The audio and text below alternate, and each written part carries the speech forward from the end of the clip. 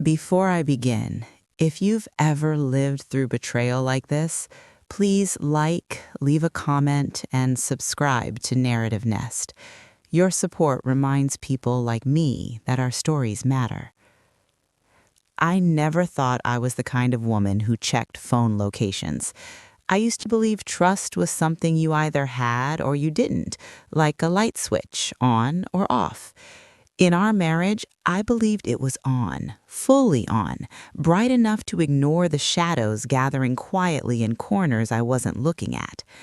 My husband, Samir, had always been careful, consistent, almost boring in his routines. That's what made me feel safe. Boring meant stable. Predictable meant loyal, or so I thought.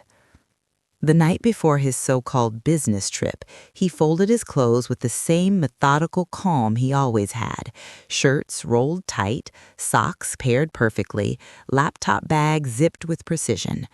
I watched him from the doorway of our bedroom, leaning against the frame, holding a mug of tea that had already gone cold. There was nothing obviously wrong. No shaking hands, no darting eyes, just the same man I had shared a bed with for 11 years. Still, something in my chest felt off, like a warning whisper I couldn't translate into words. "You'll only be gone 3 days," I said, more to reassure myself than to confirm anything. He nodded. Meetings, back to back, might be exhausting. He smiled, the familiar soft curve of his lips. "I'll call every night." He always said that, and he always did. That's the thing about Samir. He never missed the calls, never forgot anniversaries, never raised his voice. Betrayal, I would later learn, doesn't always come wrapped in cruelty. Sometimes it arrives dressed as reliability. When he left the next morning, he kissed my forehead like he always did. I stood at the door long after his car disappeared down the street. The house felt quieter than usual, like it was holding its breath. I tried to shake it off, made breakfast, cleaned the kitchen, opened my laptop, and pretended to work. But the unease followed me like a shadow that refused to detach. That evening, it happened by accident. A notification flashed on my phone while I was scrolling mindlessly, trying to distract myself. Samir's location updated. I froze. We had enabled location sharing years ago during a road trip and never bothered to turn it off. It had always been background noise, nothing more. But that night, curiosity tapped me on the shoulder. I opened the app. His phone wasn't moving. It was stationary, parked in a quiet suburban area I didn't recognize. I zoomed in, expecting to see the name of a hotel or conference center. There was nothing like that. Just a street name, a cluster of houses, lawns, driveways, the kind of place families lived, not business travelers. I told myself there had to be a reasonable explanation. Maybe he was visiting a client at home. Maybe the hotel pin was off. Technology glitches all the time. I locked my phone and tried to breathe through it. But 10 minutes later, I checked again. Same location. 30 minutes later, still there.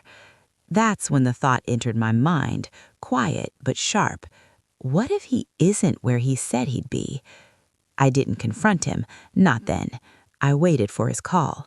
When it came, his voice sounded normal, a little tired. He talked about traffic, about how long the day had been. I listened carefully, waiting for a crack in the story. There was none. "Where are you staying?" I asked casually, my heart pounding so loudly I was sure he could hear it through the phone. He said near the business district, close to the venue. I looked at the map again after we hung up. The pin hadn't moved. That night, sleep refused to come. I lay in our bed staring at the ceiling, replaying every moment of the past few months. The late nights, the sudden interest in privacy, the way he sometimes stepped outside to take calls. I had brushed it all aside because I didn't want to be that woman, the suspicious one, the paranoid wife. But suspicion, once awakened, doesn't politely go back to sleep. By morning, I had made a decision that scared me more than any answer could ever. I was going to follow the location. I told myself I just needed clarity, not confrontation, not drama, just the truth, whatever it was. I packed my bag with shaking hands and drove, my phone mounted on the dashboard, guiding me turn by turn into a part of the city I had no reason to be in. The closer I got, the tighter my chest felt. Every red light felt like a chance to turn back. I didn't take it. The street was quiet, too quiet. Rows of similar houses lined both sides, children's bicycles resting on lawns, curtains drawn just enough to suggest life inside. I slowed down as the map told me I had arrived. Samir's phone was right there, in one of those houses. I parked a little distance away, my hands gripping the steering wheel as if it were the only thing keeping me grounded. I watched the house for a long moment. Nothing happened. No sign of him. No movement. I almost laughed at myself. Maybe I was wrong. Maybe this was a mistake. Then the front door opened. A woman stepped out. She was younger than me, maybe by a few years, dressed casually, comfortable, like someone stepping into her own space. Behind her, a small boy ran out, laughing, followed by a little girl clutching a doll. My breath caught in my throat. The boy called out, clear as day, "Abu, wait!" Time slowed. The world narrowed to that single word. Abu, father. Samir stepped into view, keys in hand, smiling in a way I hadn't seen in months. Not the polite smile he gave me lately, but something softer, freer.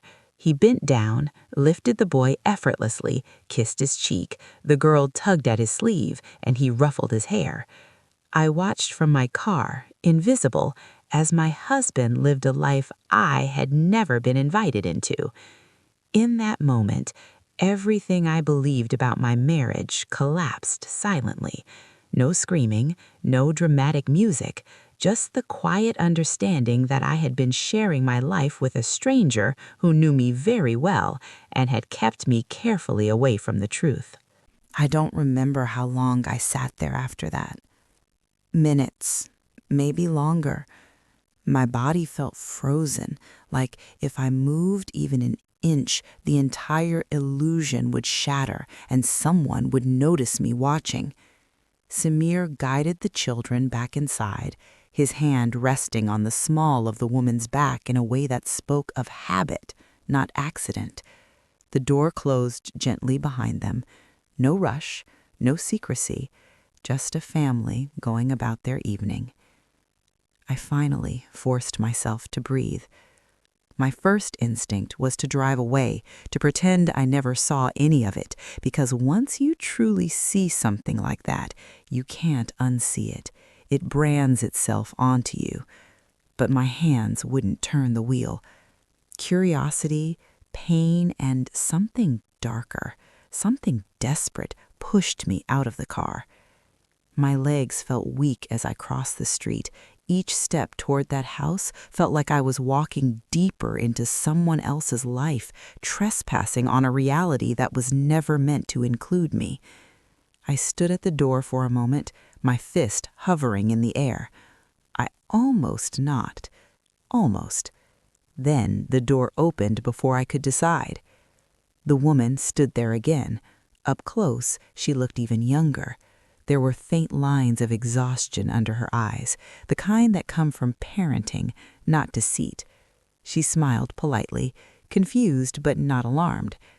"Yes?" she asked. For a second, no words came out. I realized I had never rehearsed this moment. How do you introduce yourself to the woman who shares your husband? How do you explain your existence when you are the secret to each other? I'm looking for Samir," I finally said. Her face changed, not drastically, but enough. A flicker of recognition passed through her eyes, followed by confusion. "He's inside," she said slowly. "May I ask who you are?" The truth hovered on my tongue, heavy and sharp. "I'm his wife." The silence that followed was thick, suffocating. She didn't gasp. She didn't yell. She simply stared at me as if I had spoken in a language she didn't understand. Then, very quietly, she said, "No, that's not possible." Behind her, I could hear the children, laughter, the clink of dishes, a normal evening soundtrack that mocked the chaos unfolding at the door. "Please," I said, my voice trembling despite my efforts, "I just need to talk to him." She stepped aside, slowly, as if her body was moving before her mind had caught up. The living room was warm, lived in, toys scattered on the floor, family photos on the wall. And there he was, Samir, sitting on a couch which wasn't ours, holding a juice box mid-sentence. When he looked up and saw me, the color drained from his face. I had imagined many reactions: anger, denial, panic, but not that. Not the look of a man whose carefully balanced worlds had just collided. "Ariba," he whispered, standing up abruptly. The children went quiet. The woman, later I would learn her name was Nadia, looked between us, her hands clenched at her sides. "You know her?" she asked him. He didn't answer right away. His silence was louder than any confession. Finally, he nodded. "Yes. And she says she's your wife." "I am," I said, my voice steadier now, fueled by a strange calm that had settled over me. "We've been married 11 years. Nadia's knees buckled slightly, and she sat hard on the arm of a chair. You told me you were divorced." I laughed then, a short, hollow sound that didn't belong to me. Of course he did. Samir tried to explain, but the words tangled in his mouth. The children watched us with wide eyes, sensing the shift, but not understanding it. I felt a sharp pang in my chest, not for him, but for them, innocent casualties of a war they never agreed to be part of. I didn't stay long. I couldn't. The air felt too thick, too heavy with lies and shared truths unraveling all at once. I told Samir we would talk later.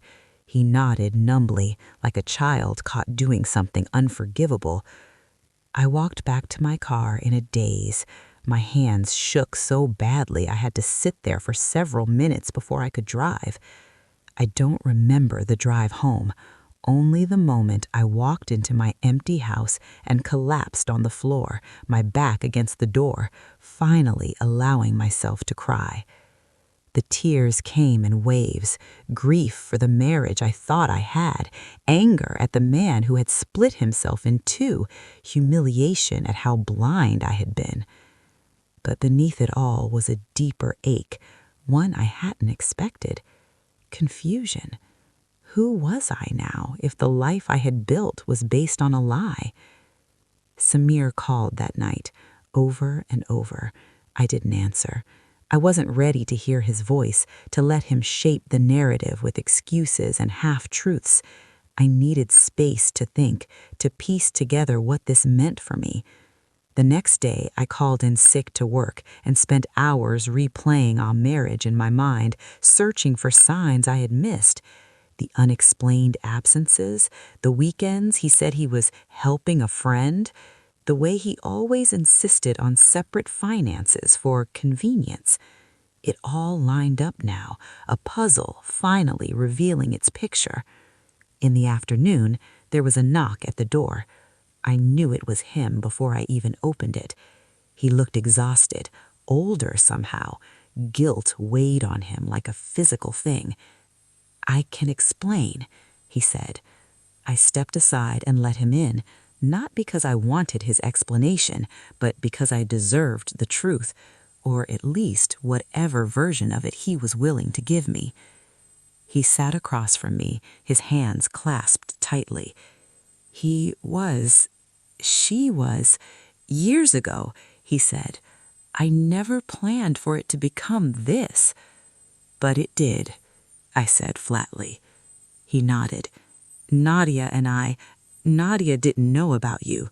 I swear, I told her I was divorced. And the children? They're mine. he said quietly. The words hit me again just as hard as the first time. A whole other family, a whole other version of him that existed alongside our life like a parallel universe. Why? I asked. It was the only question that mattered. He hesitated. I didn't want to lose either of you. There it was. Not love, possession, fear of consequences. The realization settled over me with painful clarity. This wasn't just a mistake. It was a pattern, a choice made again and again every day he walked out our door and into another life. That night, after he left, I sat alone and made a decision. I wouldn't rush into confrontation or revenge. I needed to understand the full scope of his deception, because something told me this wasn't the only secret buried beneath his business trips and careful smiles. And I was right. Sleep didn't come that night. Every time I closed my eyes, I saw the children's faces. Not accusing, not angry, just unaware. There is a particular cruelty in betrayal that doesn't end with the people involved. It ripples outward, touching lives that never asked to be part of the lie. By dawn, my head throbbed and my heart felt bruised, but my mind was clear in one way it hadn't been before. I wasn't going to accept fragments of truth anymore. I needed the whole thing, no matter how ugly it was. Samir messaged me just after sunrise, a long apology, promises to explain everything, begging me not to make any decisions yet. I didn't reply. Instead, I opened my laptop and began doing something I had never imagined doing to my own husband, investigating him. We had shared a life for over a decade, but suddenly I realized how little I actually knew about the practical details of his world, his finances, his schedules, his so-called work trips. I logged into our joint accounts first. Nothing obviously wrong. His salary was consistent, bills were paid on time. Then I looked deeper. Separate transfers, regular withdrawals that I had always assumed were for work expenses, rent, school fees, groceries. My stomach tightened as each transaction told a story I have never been meant to read. There was an entire household he had been funding quietly, efficiently, like a man experienced in maintaining two balances without letting either tip too far. By mid-morning, anger finally began to burn through the numbness. Not explosive anger, the slow, steady kind that sharpens your focus. I thought about all the times I had compromised, all the moments I had believed his explanations without question because that's what a good wife was supposed to do. Trust, support, wait.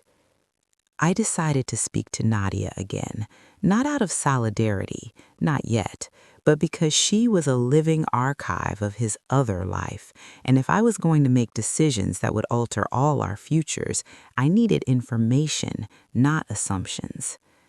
I texted her number, which Samir had reluctantly given me the night before.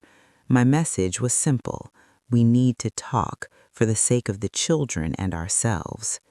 She replied an hour later, okay. We met at a small cafe halfway between our two worlds, neutral ground.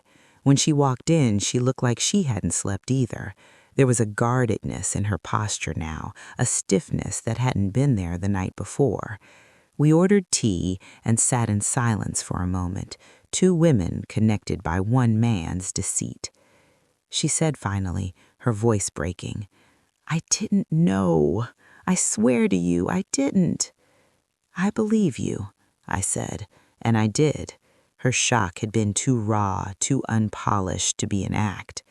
She told me her version of the story, how she met Samir 7 years ago, how he said he was divorced, emotionally scarred, focused on rebuilding his life, how he had been attentive, present, reliable. She spoke of plans they made, of a future he promised that now felt like a cruel joke. The children, she said, were the only truth she could still hold on to. As she talked, a realization settled over me that made my chest ache in a different way.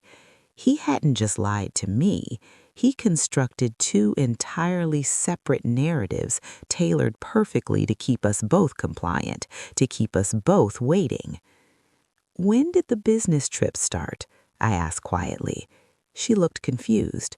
She said, "He never traveled for work. He said his job was mostly local." The pieces clicked into place with a sickening clarity. The trips weren't for work at all. They were the bridges between his lives. By the time we left the cafe, something fragile but powerful had formed between Nadia and me. Not friendship, not alliance, understanding. We were both victims of the same architecture of lies. That evening, Samir came back to the house, our house. He stood in the doorway like a stranger asking permission to enter. "You know you've been talking to her," he said. "Yes, and now I know more than you've told me." He sighed heavily, running a hand through his hair. "I never wanted to hurt anyone." "And yet," I said, "you built an entire system that guaranteed you would." He tried to justify himself: cultural pressure, emotional loneliness, fear of starting over, excuses layered over excuses. I listened without interrupting, not because I agreed, but because I wanted to see if there was anything left of the man I married beneath the self-pity. There wasn't. What I saw instead was someone terrified of consequences, someone who had mistaken control for love. And in that moment, I understood something that surprised even me. I didn't hate him. I was done with him. But being done didn't mean being finished. There were legal realities, financial entanglements, emotional fallout that would take years to untangle, and beneath all of that, a question that haunted me as I lay awake that night. What do I do with the truth? Exposing him would shatter multiple lies, including the children's. Staying silent would make me complicit in a lie that had already cost me my identity. Somewhere between those two extremes was a path I hadn't yet seen. As I stared at the ceiling, my phone buzzed with a message from an unknown number, a single sentence that sent a chill down my spine. "You think you know everything, but you don't." In that moment, I realized with chilling certainty that Samir's second family was not the final secret waiting to surface. I stared at the message until the screen dimmed. "You think you know everything, but you don't." It wasn't signed, no name, no context, just a sentence heavy with threat or warning. I couldn't tell which. My first instinct was that it came from Samir, some clumsy attempt to scare me into silence. But when I checked, the number wasn't his. It wasn't Nadia's either. That night, fear finally crept in. Not the sharp, immediate kind, but the slow realization that I might be standing at the edge of something much larger than marital betrayal. I locked the doors, double-checked the windows, and slept with my phone on the pillow beside me like a lifeline. In the morning, Samir texted again, asking if we could talk. I agreed, but not at home. We met at a public park, early enough that the joggers were the only witnesses to the collapse of our marriage. He looked nervous, scanning the area before sitting down. "Did you send me a message last night?" I asked him without preamble. He frowned. "What message?" I watched his face carefully. No flicker of recognition, no satisfaction, just confusion. My stomach tightened. "No," he said slowly, "that wasn't me." For the first time since this nightmare began, I saw genuine fear in his eyes.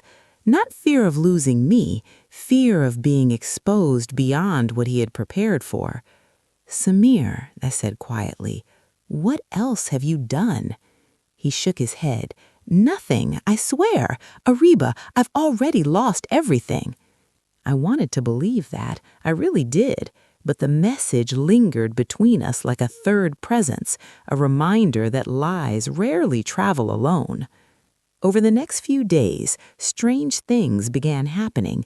Emails from accounts I didn't recognize, all vague, all unsettling. Anonymous calls that disconnected the moment I answered. At first, I thought it was harassment. Then I began to wonder if it was a warning, someone trying to scare me into backing off before I uncovered something worse. I went back to the finances. This time I dug deeper. Offshore accounts, business entities I had never heard of, transactions that didn't match any legitimate explanations Samir had ever given me. The more I uncovered, the clearer it became that his business trips had been doing more than ferrying him between families. They had been covering something else entirely. When I confronted him again, he broke. There are moments when you can almost hear a person's internal defenses collapse. Samir's shoulders slumped, his voice dropped, and suddenly he looked like a man much older than his years.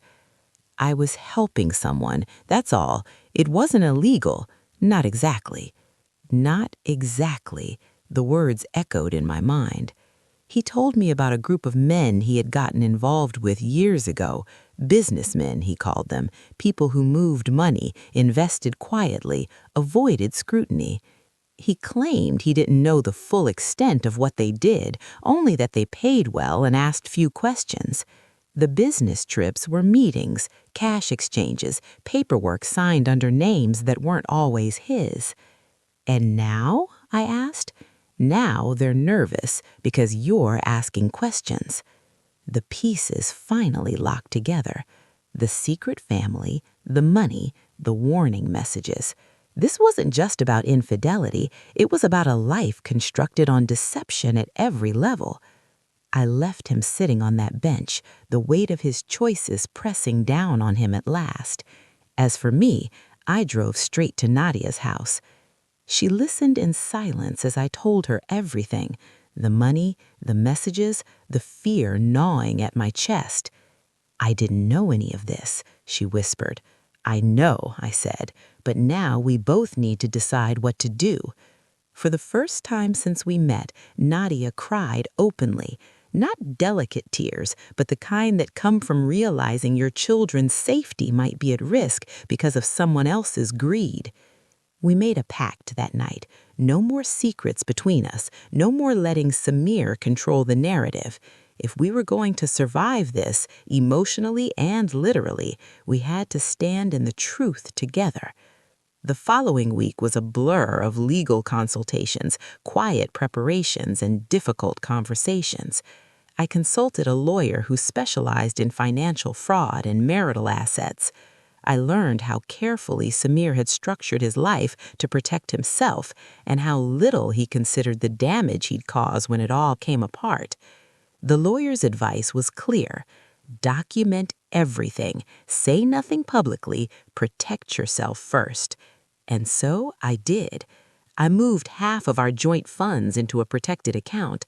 I gathered copies of every document I could find. I changed passwords, froze credit lines, and prepared myself for a future I had never planned for. Samir noticed, of course. He accused me of betrayal, of turning cold, of punishing him unfairly. The irony almost made me laugh. Almost. You don't get to be the victim here, I told him. You lost that right the moment you decided my life was expendable. The final straw came when the anonymous messages escalated. This time the tone was unmistakable. Stop digging. Think about the children. I forwarded it to my lawyer immediately. And in that moment, fear transformed into resolve. Threats only work when you are isolated. I wasn't anymore. Nadia and I filed separate legal actions within days of each other. Hers focused on child protection and custody. Mine targeted financial transparency and divorce proceedings. The pressure mounted quickly, too quickly for Samir to manage. One evening, he showed up at my door unannounced, eyes wild, voice shaking. They're cutting me loose, blaming everything on me. I looked at him, really looked at him, and felt something close to pity. He had built his life on the belief that he could balance lies indefinitely. He had never planned for accountability. "This ends now, for all of us," I said. As he walked away, I understood something important. This story wasn't about revenge. It wasn't even about justice. It was about reclaiming my identity from a man who had treated it like collateral damage. And for the first time since that night on the quiet suburban street, I felt something resembling peace. The silence after Samir walked away felt different from the others that had followed him out of my life. It wasn't heavy. It wasn't sharp. It was spacious, like a room finally cleared of furniture you never liked, but were too polite to remove. For the first time in weeks, I slept through the night. No messages, no calls, no shadows creeping across my thoughts. But peace, I learned quickly, is not the same as safety. 2 days later, my lawyer called me early in the morning. Her voice was calm, but there was an edge to it that immediately put me on alert. She told me that Samir had attempted to withdraw a large sum of money from one of the accounts we had flagged. The bank froze the transaction, just as we had prepared for. Still, the attempt itself told me something important. He was panicking. Panic makes people careless. By noon, Nadia called me, her voice trembling. Someone had been watching her house. A car parked across the street for hours, engine off, windows tinted. It left when she stepped outside with the children. My stomach twisted. The threats had moved from words to presence. That was the moment we stopped reacting and started acting. With our lawyer's guidance, Nadia and I coordinated our next steps carefully. She stayed with her sister temporarily, somewhere Samir didn't know well. I moved out of the house I had once believed was my sanctuary and into a small, secure apartment recommended by my lawyer. It felt strange to leave behind a life I hadn't chosen to end, but survival has a way of stripping sentimentality down to its bare essentials. In the quiet of that new space, I had time to think about who I had been before Samir, about how much of myself I had folded away to keep our marriage smooth and unchallenged. I realized that betrayal doesn't just break trust, it erodes self-perception. You begin to question your judgment, your intuition, even your memories. Reclaiming those things was going to take time. The legal process moved faster than I expected. Once the authorities began looking into the financial irregularities, doors opened that Samir had spent years carefully keeping shut. The men he had once described as business contacts suddenly became very eager to distance themselves from him. Documents surfaced, names were named, and with every new revelation, the picture grew darker. Samir tried to reach me again. This time, his messages were different. No accusations, no anger, just desperation. "I never meant it for it to go this far," he wrote. "Please talk to me. I'm scared." I read them once and didn't reply. Fear, I had learned, does not equal remorse. What surprised me most during this time was my own emotional shift. I had expected grief to dominate everything, and yes, there were moments when it hit me out of nowhere, when I reached for my phone to share a thought, or when I passed couples holding hands on the street. But underneath the sadness was something sturdier, clarity. I began therapy at my lawyer's suggestion. In those quiet sessions, I said things out loud that I had never allowed myself to think. That I had been lonely in my marriage long before I knew about the lies. That I mistaken consistency for intimacy. That part of me had always sensed something was missing, and I had ignored it because acknowledging it felt too disruptive. One afternoon, as I was leaving a session, my phone rang. It was Nadia. Her voice was steadier than it had been in weeks. She said, "They've arrested him." The words didn't register immediately. Arrested? Samir, my husband, or rather the man who had once been my husband in name and little else. Later, I learned the details: financial fraud, money laundering, false identities. The things he had waved away as not exactly illegal were very much illegal when examined in the light. He hadn't been a mastermind. He was a middleman who thought he was invisible. I sat on my bed that night, staring at the wall, waiting for some grand emotional reaction: relief, vindication, rage. None of it came. What I felt instead was a quiet, solemn sadness, not for him, but for the life that could have existed if honesty had been his foundation instead of fear. The legal processes were long and draining. I attended some sessions, avoided others. Nadia was there for all of them, her strength driven by the fierce need to protect her children. We supported each other in practical ways, sharing updates, watching the kids when needed, reminding each other to eat, to rest, to breathe. People often talk about revenge as if it's a victory, but this didn't feel like revenge. It felt like consequence. There is a difference. Revenge is personal and sharp. Consequence is impersonal and heavy. It falls whether you celebrate it or not. When the divorce was finalized, I felt a sense of closure I hadn't expected. Not because everything was resolved, but because I no longer belonged to a story that required me to disappear to function. I reclaimed my name, my finances, my future. Samir was sentenced months later. Not a dramatic sentence, not enough to satisfy anyone who wanted a neat ending, but enough to ensure that his days of controlling the narrative were over. The last time I saw him was in a courtroom hallway. He looked smaller somehow, stripped of the confidence that had once convinced two women to build their lives around him. Our eyes met briefly. He opened his mouth to speak. I shook my head gently, not in anger, in finality. Some endings don't need words. As I walked away, I realized something that brought unexpected warmth to my chest. I wasn't defined by what was done to me. I was defined by what I chose to do next. And for the first time in a very long time, that choice was entirely my own. The weeks after the court proceedings were surreal. Life began to feel slower, quieter, but in a way that was healing rather than empty. I moved into a small apartment closer to work, one with large windows that let the sunlight spill in every morning. I started taking long walks, noticing things I hadn't paid attention to for years: birds in the park, laughter of children I didn't know, the scent of fresh bread from a corner bakery. It was ordinary, and ordinary felt like freedom. Nadia and I stayed close, though we both agreed to let our relationship evolve naturally. At first, our contact was daily, a lifeline through the chaos that Samir had left behind. We coordinated on schedules, legal updates, and keeping the children out of harm's way. Slowly, though, our bond became more about mutual understanding than survival.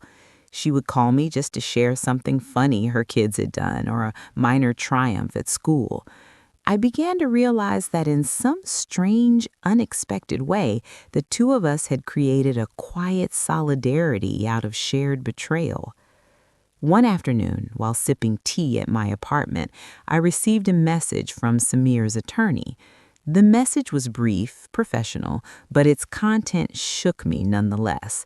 A warning that Samir had filed for an appeal, hoping to reduce his sentence and reclaim partial control over finances he had lost.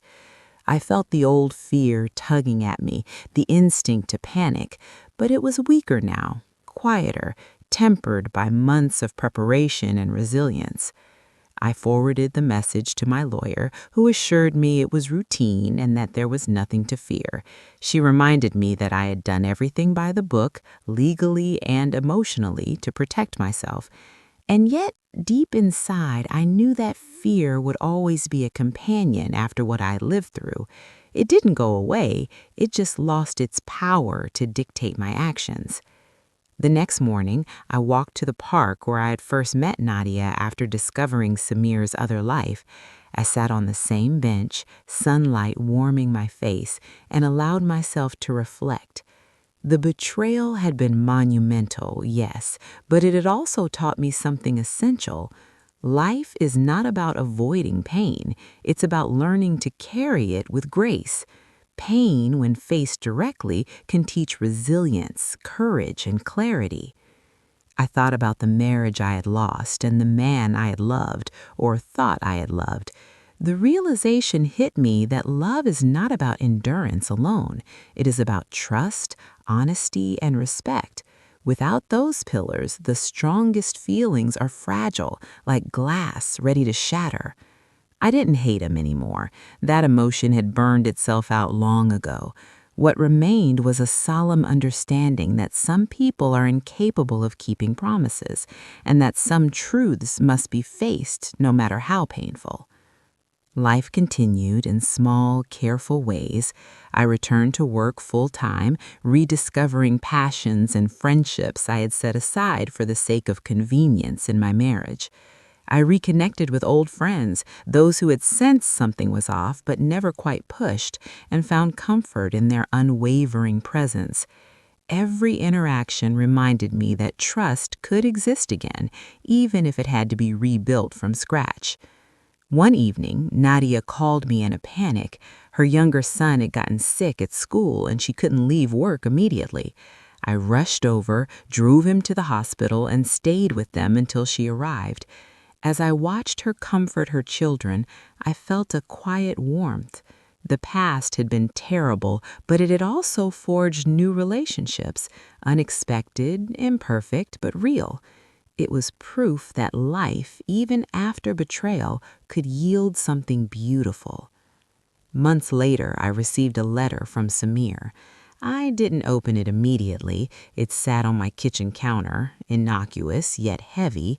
Eventually, curiosity overcame hesitation, and I read the neatly typed words: an apology, acknowledgement of the pain he had caused, and a request for nothing more than my safety and the children's well-being.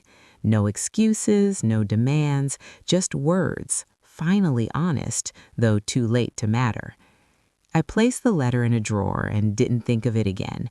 My life was no longer his to shape, no longer defined by the secrets he kept. For the first time in years, I was living in the present, unburdened by shadows I had once been forced to navigate. In those quiet moments, I felt a sense of peace I had once thought impossible, not because the betrayal had been resolved perfectly, nothing about it was perfect, but because I had reclaimed myself, my choices, and my power. I had survived, I had grown, and I had learned the most difficult, painful lesson of all. Sometimes the person who walks away is the one who teaches you how to stand tall. And as I arranged the lilies in their vase, sunlight spilling over their petals, I knew this was my life now, whole, fragile, resilient, and entirely mine. The months after the legal battles were over were like stepping into a world that felt simultaneously familiar and strange. I was free from the lies, but freedom carries its own weight. It's not always joyous. It's quiet, reflective, demanding. Every morning, I reminded myself that my life was no longer intertwined with someone who had built parallel lives at my expense. And every evening, I counted the little victories: a peaceful night's sleep, a workday completed without dread, a conversation with a friend that didn't leave me drained or anxious. One day, as I walked through the city market, I ran into an old acquaintance. She stopped me mid-step, smiling warmly, and said, "You look different, stronger." The words caught me off guard. I wasn't used to being seen for the transformation I had undergone. I had expected people to notice my pain, but not my resilience. The compliment lingered in my mind all day, a quiet affirmation that surviving wasn't just about enduring, it was about emerging. Despite the calm, reminders of the past occasionally surfaced.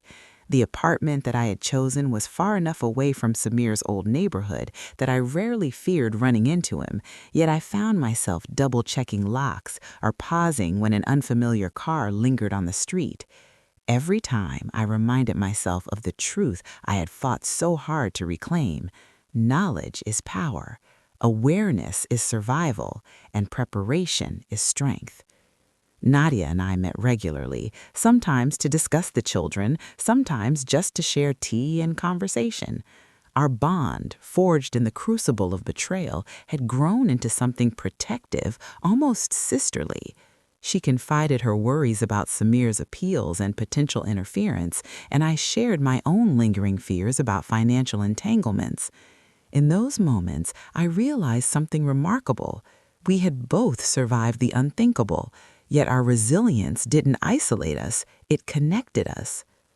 One evening, while helping Nadia organize paperwork for her children's school, I noticed her oldest boy glance at me curiously.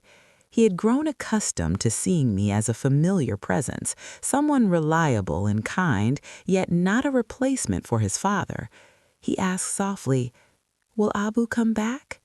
The question pierced me in a way I hadn't anticipated. I knelt to his level and smiled gently.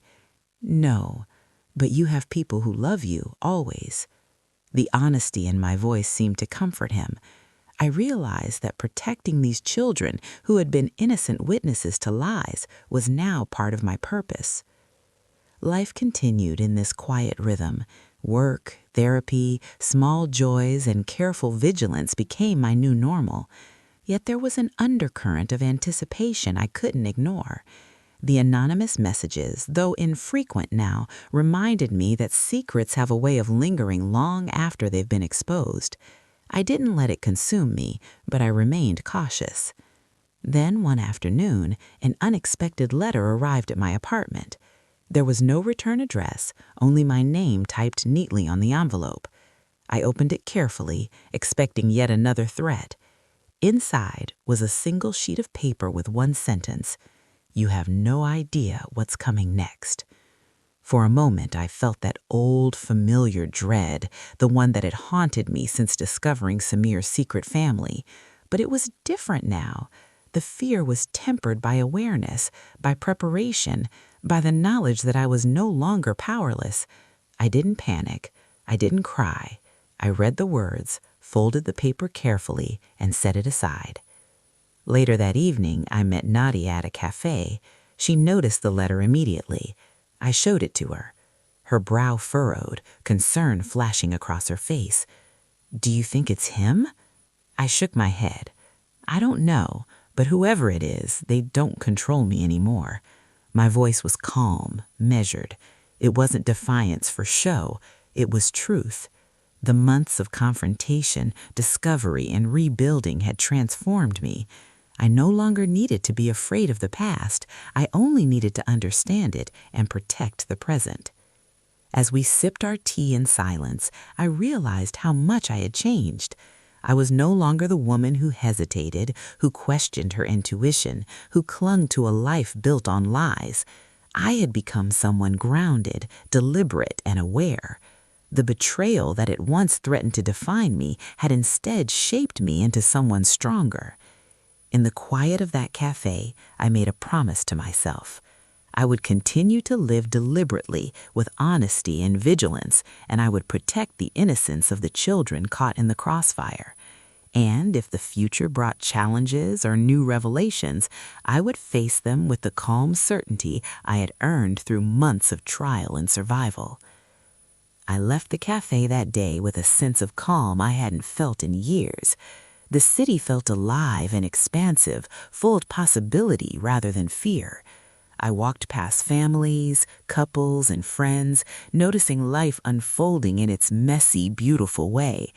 And for the first time, I felt a quiet gratitude, not for what had been lost, but for what I had gained: clarity, strength, and the knowledge that even after the deepest betrayal, life could be reclaimed, rebuilt, and lived fully.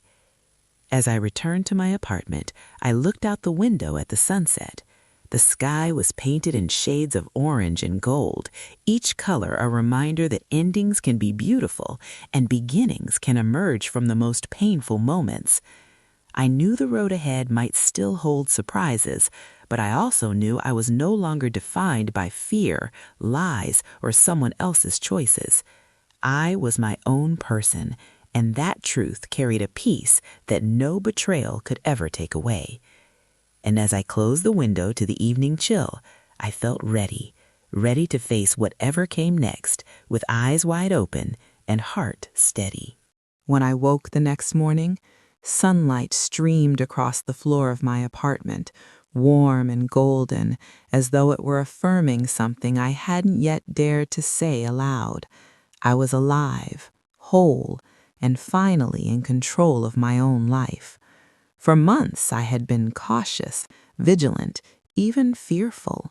But that morning I felt something different, a quiet confidence that came not from knowing everything, but from understanding that I could face anything. The letter from the unknown sender still sat on my desk. I hadn't touched it since the day Nadia and I had examined it together. Its words haunted me, yes, but they no longer had power over me. They were a reminder, nothing more. Slowly, deliberately, I placed it in a folder marked evidence, not out of fear, but out of preparation. I had learned that control over information is often the only control we truly possess in life. The first thing I did that day was call Nadia. She answered immediately, her voice bright but cautious.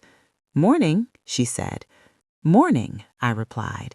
"Let's meet today. I want to talk about the children and everything else."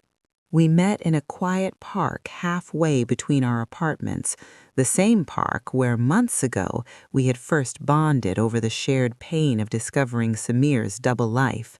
This time, the atmosphere was different.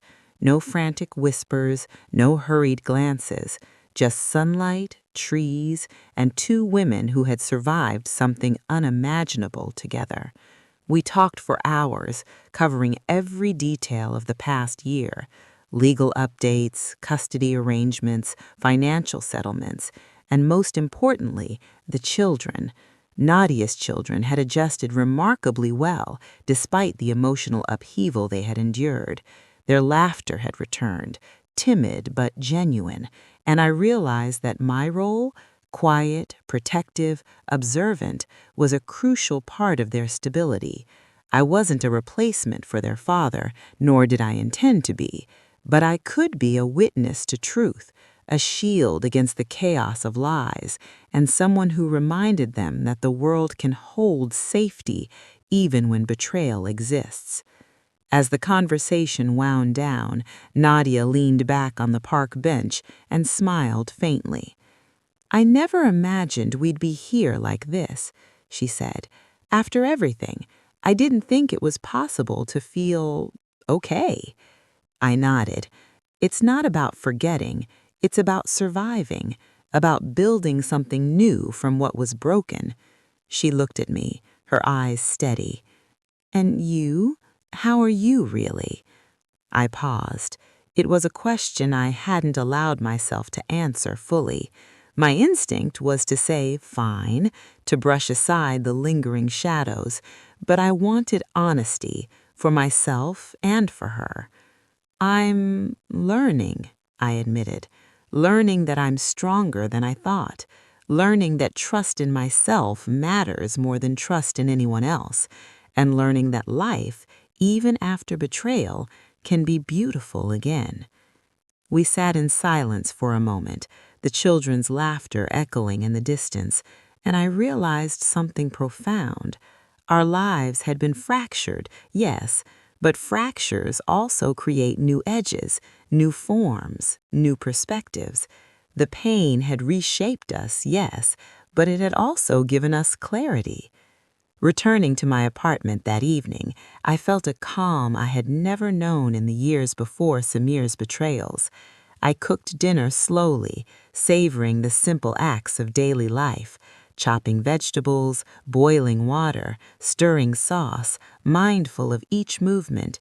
It felt grounding, almost meditative.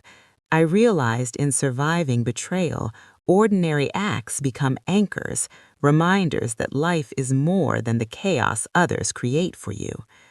That night, I allowed myself to read the old letters, the texts, the messages from Samir. For months, I had avoided them, letting them fester in memory rather than confronting them. Now, I read each one carefully, noting the patterns of deceit, the manipulations, the false promises. And yet, surprisingly, I felt little anger. Not because it didn't hurt, of course it hurt, but because anger thrives on being tethered to someone else's actions. I had untethered myself. The past was no longer a chain. It was a map that showed me where I had been and how I had arrived at the person I had become. Sleep came easily that night, a rare blessing after so many months of restless nights. I dreamed not of Samir, not of betrayal, but of light. Light falling through leaves, warm sunlight on a park bench, the quiet presence of someone who believed in me, not because of who I had been with him, but because of who I had become without him. Weeks turned into months. The appeals and legal motions from Samir eventually faded into bureaucratic procedures that no longer affected my daily life. Nadia and I continued our quiet collaboration, ensuring that the children were safe, happy, and grounded.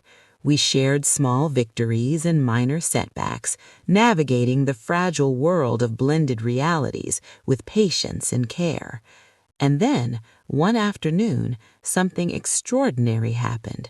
I received a call from a local nonprofit organization that focused on supporting women who had experienced betrayal, abuse, or deception in their marriages.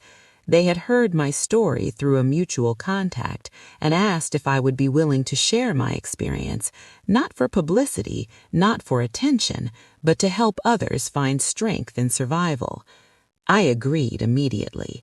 Talking about my experience, sharing the rawness of emotion, the moments of fear, the painstaking process of rebuilding became a kind of therapy. It was no longer shameful, it was instructive, a testament to resilience. I realized that by embracing my story fully, I could transform pain into guidance, isolation into connection, and fear into empowerment. Months later, I found myself speaking at a small gathering of women in a local community center. I recounted the discovery of Samir's secret family, the messages, the financial lies, the slow unraveling of a life built on deception. I spoke of grief, fear, and the moments I had thought I could not continue. But I also spoke of strength, clarity, and the quiet power of reclaiming oneself. When I finished, the room was silent for a moment, and then women began sharing their own stories. One by one, the isolation we had all carried melted away. And in that moment, I realized that healing is not just personal, it is shared, passed forward, and multiplied when we allow it to be. That night, walking home under the soft glow of streetlights, I felt a profound sense of closure. Not in the sense of erasing the past, never that, but in the sense of reclaiming my life entirely.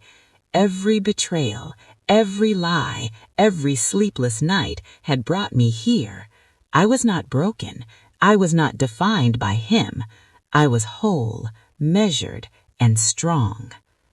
In the following weeks, life settled into a rhythm that felt natural rather than imposed. I returned to hobbies I had abandoned, met new friends, nurtured relationships that had been neglected, and allowed myself moments of joy without guilt. I laughed freely, loved cautiously but openly, and moved through the world with eyes wide open. One evening, as I prepared a simple meal and watched the sun dip behind the horizon, I thought about the journey I had undertaken, the fear, the betrayal, the legal battles, the slow reclamation of my life. I thought about Samir, Nadia, the children, and the people who had silently supported me through everything, and I realized the most important lesson I had learned. The world may not control the circumstances we face, but we always have control over how we respond. Betrayal is a teacher, often harsh, unforgiving, and painful, but it is also a clarifier.